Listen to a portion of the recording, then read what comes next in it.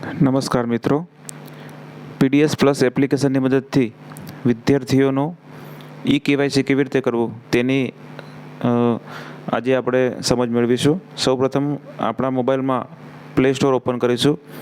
Play સ્ટોરમાં PDS plus Gujarat આપણે search કરીશું.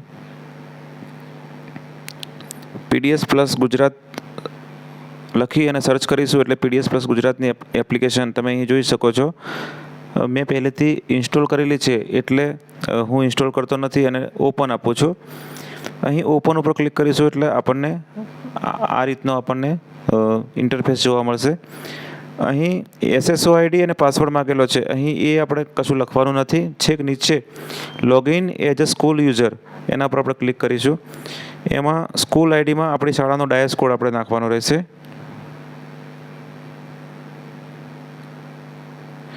અને મોબાઈલ નંબરમાં આચાર્યનો રજિસ્ટર્ડ મોબાઈલ નંબર આપણે નાખવાનો રહેશે. આટલું કર્યા બાદ જનરેટ OTP પર ક્લિક કરીશું એટલે વેરીફાઈડ મોબાઈલ ઉપર આપણને OTP મળશે. એ OTP છે એ આપણે અહીં નાખવાનો થશે.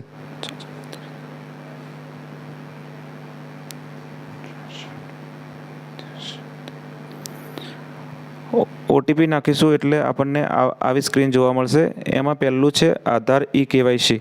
આધાર કેવાયસી ઉપર ક્લિક કરીશું આપણે એટલે એક એપ્લિકેશન ડાઉનલોડ કરવા માટેનું આપણને કહેવામાં આવશે. એ એપ્લિકેશન છે ડાઉનલોડ આધાર ફેસ RD એપ્લિકેશન. આ એપ્લિકેશનના આધારે આપણું કેવાયસી થશે એટલે હું એના પર ક્લિક કરું છું. મિત્રો, મેં પહેલેથી એપ્લિકેશન ડાઉનલોડ કરી રાખેલી છે એટલે મારે અહીં એપ્લિકેશન ઇન્સ્ટોલ કરવાની આવતી નથી. પણ તમે જોઈ લો, આધાર ફેસ RD નામની એપ્લિકેશન છે એ આપણે આપણા મોબાઈલમાં ઇન્સ્ટોલ કરીને રાખવાની છે. આટલું કર્યા બાદ ઉપરની સૂચનાઓ મેં વાંચી છે એનું ટીક માર્ક્સ છે એ આપણે આપવાનું છે અને ગેટ કાર્ડ ડિટેલ ઉપર ક્લિક કરવાનું છે. અહીં આપણે આપણો રેશન કાર્ડ નંબર છે એ અહીં એન્ટર કરવાનો છે. રેશન કાર્ડ નંબર એન્ટર કર્યા બાદ ગેટ કાર્ડ મેમ્બર ઉપર આપણે ક્લિક કરીશું એટલે કુટુંબના જેટલા સભ્યોનું રેશન કાર્ડમાં નામ હશે એ સભ્યોના નામ અહીં બતાવશે.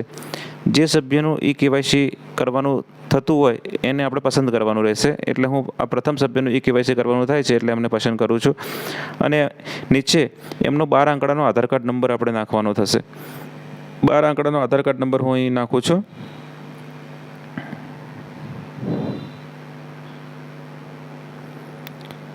અને પછી નીચે do Aadhaar seeding and KYC in this member એના પર ક્લિક કરું છું. આટલું ક્લિક કર્યા બાદ હું સંમતિ સ્વીકારું છું એના પર આપણે ક્લિક કરવાનું રહેશે. એક ટીક માર્ક્સ કર્યા બાદ જનરેટ OTP આપવાનો રહેશે. જનરેટ OTP આપીશું એટલે આપણા રજિસ્ટર મોબાઈલ ઉપર એક OTP આવશે. એ OTP આપણે અંદર નોંધવાનો રહેશે.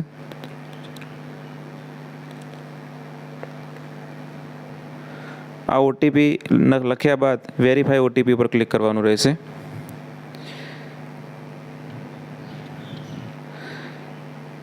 વેરીફાઈ OTP પર ક્લિક કરશું એટલે પછી વિદ્યાર્થીની ઉંમર કેટલી છે એ 18 વર્ષથી નીચે છે કે 18 વર્ષના ઉપરના છે તો અહીં આપણે પસંદ કરવાનું રહેશે. એટલે 18 વર્ષના ઉપરના છે એટલે વાલીનું નામ, વાલીનો સંબંધ અને વાલીનો મોબાઈલ નંબર એ આપણે અહીં નાખવાનો રહેશે.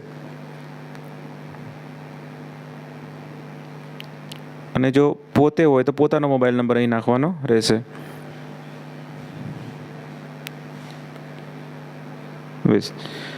આ મોબાઈલ નંબર નાખ્યા પછી અહીં ગેટ OTP પર આપણે ક્લિક કરીશું એટલે આપણા મોબાઈલમાં એક OTP આવશે. એ OTP ફરી નાખવાનો રહેશે.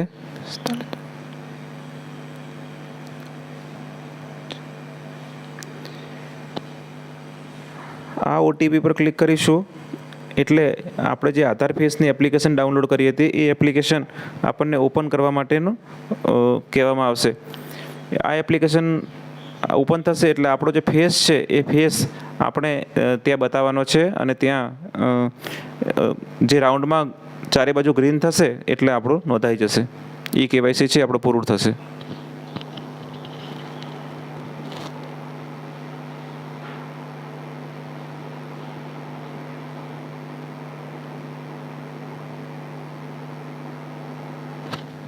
અહીં I am aware of this advisor એના પર ટિક માર્ક્સ કરીને પ્રોસીડ આપવાનું છે.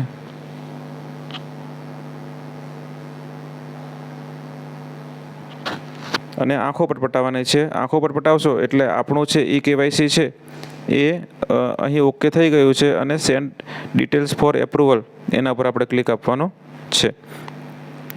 સેન્ડ ડિટેલ ફોર એપ્રુવલ આપીએ એટલે request send to concern supply officer four approval એટલે નાયબ મામલતદાર પુરવઠા ઓફિસને આપણી જે એપ્લિકેશન છે એ એપ્લિકેશન પહોંચી ગઈ છે. તો આ રીતે આપણે આપણું ઘેર બેઠા ઈ કેવાયસી આપણા વિદ્યાર્થી